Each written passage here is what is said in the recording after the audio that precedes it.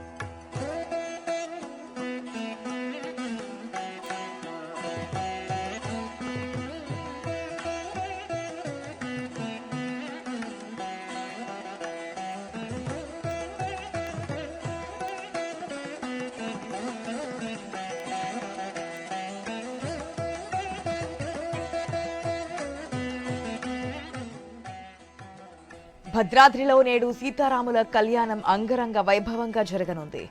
ఉదయం ధ్రువమూర్తుల కళ్యాణం జరపనున్నారు. అనంతరం కళ్యాణమూర్తులను అలంకరించి ఊరేగింపుగా మిథిలా మండపానికి తీసుకెళ్తారు. ఆ తర్వాత సీతారాముల కళ్యాణోత్సవం నిర్వహిస్తారు.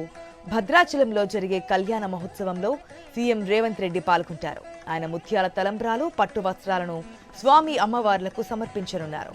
బేగంపేట విమానాశ్రయం నుంచి భద్రాచలానికి హెలికాప్టర్లో బయలుదేరి ఆలయానికి చేరుకోనున్నారు సీఎం రేవంత్.